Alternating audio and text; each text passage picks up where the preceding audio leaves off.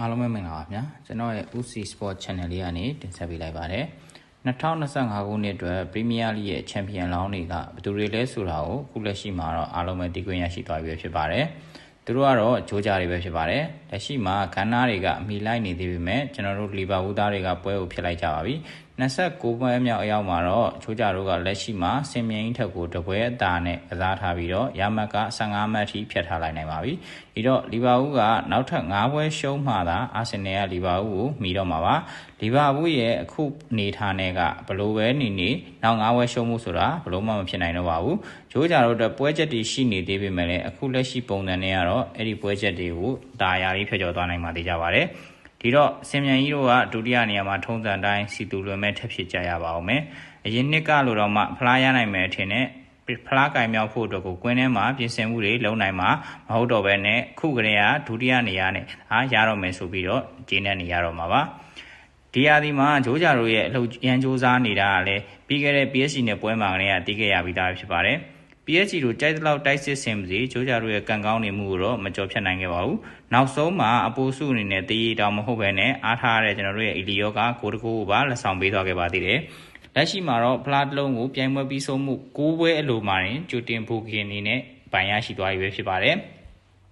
နီးပြရဲ့လမ်းညွှန်မှုအသင်းသားတွေရဲ့စီလုံးမှုစူးစမ်းမှုတွေနဲ့တဦးချင်း quality ကောင်းမှုတွေကပဲလီဗာပူးကိုအခုလိုနီးပြတစ်ဆက်ဆက်ရဲ့လက်ထဲမှာဖလားသိမ်းမှုအထိပါအခြေအနေကောင်းစေခဲ့တာပါအဓိကကတော့တဦးချင်း quality ကောင်းလွန်းတာကပဲလက်ရှိ Premier League မှာပြန်ဆန်ရှားဖြစ်သွားစေတာပါနောက်ပြီးလီဗာပူးရဲ့ကစားပုံဖော်တဲ့အပိုင်းမှာလည်းကစားဟန်ကတော်တော်လေးကိုမိုက်ပါတယ်တွက်လက်ပါနဲ့ပြီးတော့ဘောလုံးဆုံးရှုံးမှုနည်းပါးတာတွေကလည်းလီဗာပူးကိုပွဲစဉ်တိုင်းမှာအသာရသွားစေတာပါနောက်ထပ်လီဗာပူးရဲ့အသက်သေးကြောဖြစ်တဲ့တောင်ပန်နှစ်ဖက်ကလည်းတကယ်ကိုမှကပတ်ထိပ်တန်းနေထားရပါပဲ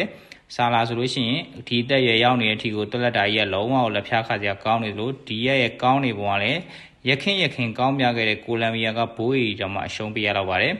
တောင်ပန်နှစ်ဖက်ကတော်တော်လေးကိုတွတ်လက်နဲ့ကိုဖန်ဒီမှုတွေရောဂိုးတွေရောရယူပေးနေတာကလီဗာပူးအတွက်ပုံမလွယ်ကူသွားစေတာပါဒါကြောင့်ဂျိုးဂျာတွေအနေနဲ့ကအာနီစလော့ရဲ့လက်အောက်မှာအခုထပ်ပိုကောင်းလာဖို့သာရှိပါတယ်ကွင်းလယ်တကြောမှာဆိုလို့ရှိရင်လည်းမက်အလက်စတာဆိုဘိုစတိုင်းတို့ရဲ့ကွင်းလယ်အတွဲကညီလို့နေတယ်လို့ဂရမာဘတ်တို့ကတ်တစ်ကျုံတို့အတွဲတွေကလည်းတော်လေးကိုချိတ်ဆက်မိနေပါတယ်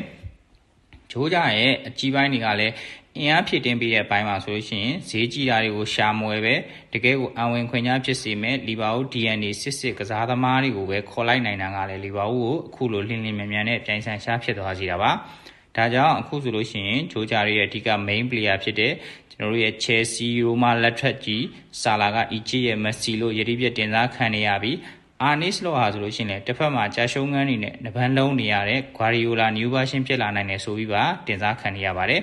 လီဗာပူးဖန်တွေအတွက်ကတော့ဂျာဂင်ကလော့မရှိတဲ့နောက်ပိုင်းမှာလူသစ်လက်ထဲမှာအသားမကျသေးခင်ကြာရှုံးငန်းနေနဲ့အရင်ဆုံးဝေဒနာကိုခံစားရမယ်ဆိုပြီးတော့ထင်ခဲ့ကြပြီမဲ့လေအခုတော့ကန်တရားကြီးရဲ့ဖိမမှုတွေကတော်လို့အရွေးတော်လို့အယောင်တောက်မဲ့အနေထားကိုရောက်ရှိသွားခဲ့ပါပြီဒီတော့အခုတည်းကကြိုးပြီးတော့ပီတိဖြစ်နေနေနောက်ပွဲစဉ်တွေမှာဘယ်လိုမျိုးတွေစွမ်းဆောင်ပြသွားမလဲဆိုတာကိုဆက်လက်ပြီးတော့စောင့်ကြည့်သွားကြရအောင်ပါအားလုံးကိုကျေးဇူးတင်ပါတယ်ကျွန်တော်ရဲ့ channel လေးကိုလည်း like share subscribe လေးလုပ်သွားလို့ရပါတယ်